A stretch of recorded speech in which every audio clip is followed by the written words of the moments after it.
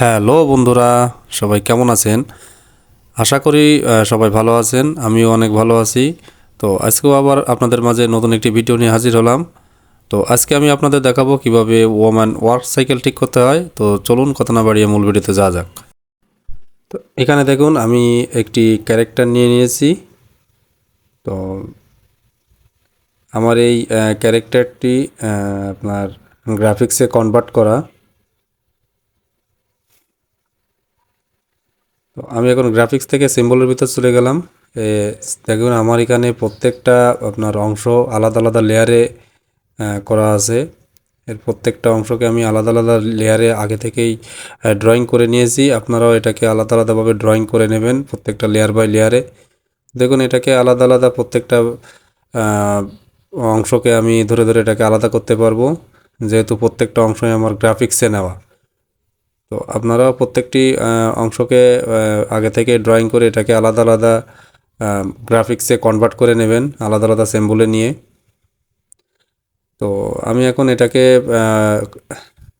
কিবোর্ডের control Z চেপে এটাকে আনডু করে নিলাম। এখানে আপনারা আগে থেকে ক্যারেক্টারটি ড্রয়িং করে গ্রাফিক্সে কনভার্ট করে নেবেন প্রত্যেকটা অংশকেই। তো এখন আমি আপনার রোলার থেকে হরাইজন্টাল বরাবর মানে আমাদের গ্রাউন্ড বরাবর দুইটি স্কেল নিয়ে নেব। একটা স্কেল একটু নিচে থাকবে এবং একটা স্কেল একটু তার উপরে থাকবে, মানে পায়ের পজিশন অনুযায়ী মনে হবে যেন এটা একটা পা সামনের দিকে আছে এবং একটা পা পিছনের দিকে আছে। এইভাবে আপনারা নিয়ে নেবেন।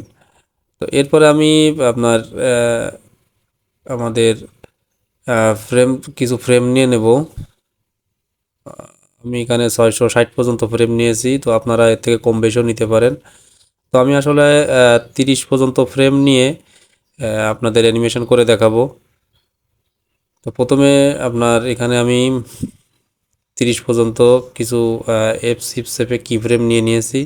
দেখুন এখানে আমাদের প্রথম পজিশন এবং শেষ পজিশন একই রকম থাকবে। প্রথম পজিশনে যা থাকবে আমাদের শেষ পজিশনটাতেও তাই থাকবে। তো এরপরে আমি 15 পর্যন্ত আবারও কিবোর্ডের F6 চেপে কি ফ্রেম নিয়ে নেব প্রত্যেকটা লেয়ারে।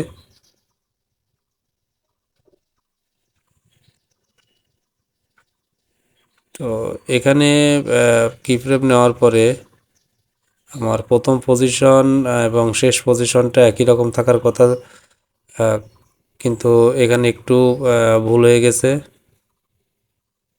দেখুন যে এটাকে আমার প্রথম পজিশনে আমার পজিশনটা ঠিক করে নেওয়া উচিত ছিল। তো যাই হোক, কোনো সমস্যা না, এটাকে আমরা আবারও আপনার মাউসের এটাকে সিলেক্ট করে ড্র্যাগ করে ধরে মাউসের লেফট সাইড ক্লিক করে এটাকে ক্লিয়ার কি ফ্রেম করে দেব। তো এটাকেও আমরা ড্র্যাগ করে সবগুলো কি ফ্রেমকে সিলেক্ট করে রিমুভ করে দেব। তো এখন দেখুন আমাদের এই যে প্রথম পজিশনটা আমাদের ঠিক করে নিতে হবে।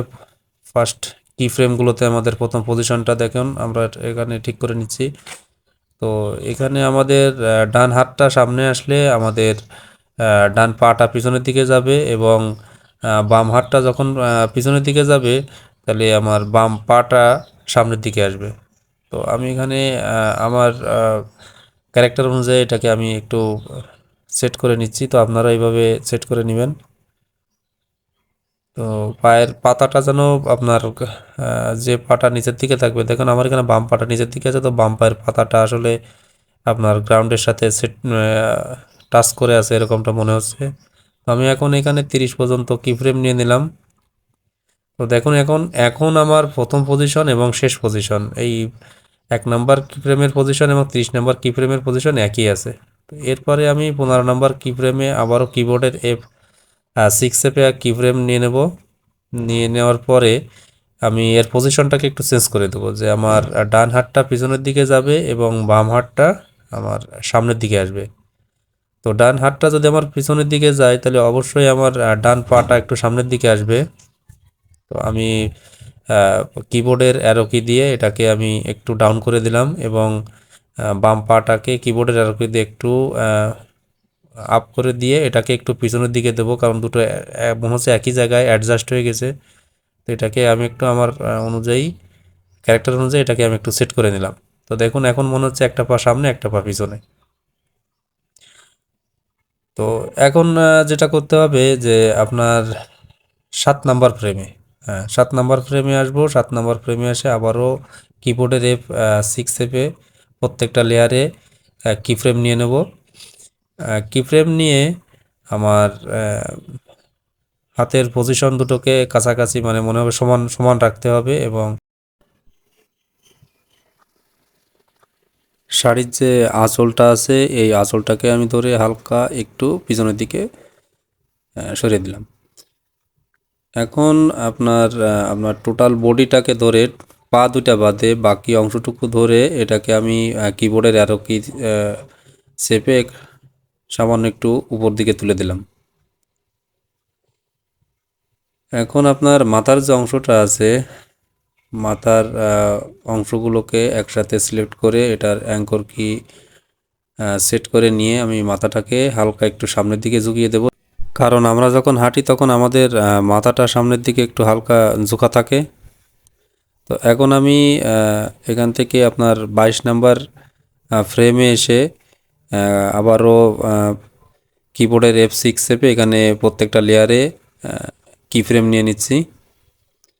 তো নিয়ে ওই একই কাজই করব, যে আপনার হাতের পজিশন দুটাকে সমান্তরাল রাখবো বা সমান রাখবো, রেখে আপনার পুরো বডিটাকে আবারও সিলেক্ট করব। সিলেক্ট করে আপনার কিবোর্ডের পা দুটা বাদে শুধু কিবোর্ডের অ্যারো কি চেপে এটাকে কিছুটা আবারও উপরের দিকে তুলে দেব।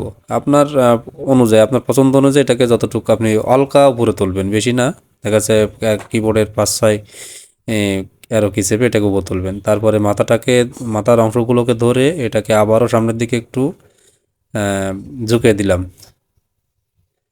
তো এখন দেখুন এটা মনে হচ্ছে যেন হাঁটছে।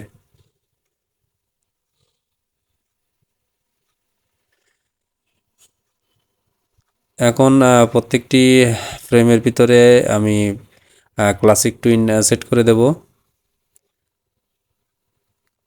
ক্লাসিক টুইন সেট করে এটাকে ইজি আউট করে দিয়ে এর স্কেলটা আমি ঠিক করে নেব, যাতে স্মুথলি এটা হাঁটা।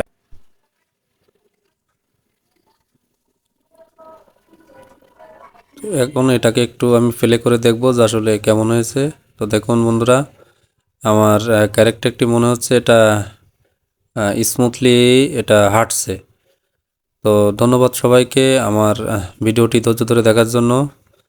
আর আপনারা আমার চ্যানেলটি সাবস্ক্রাইব করে রাখবেন। ভিডিওটি ভালো লাগলে অবশ্যই লাইক কমেন্ট করে পাশে থাকবেন। ধন্যবাদ সবাইকে।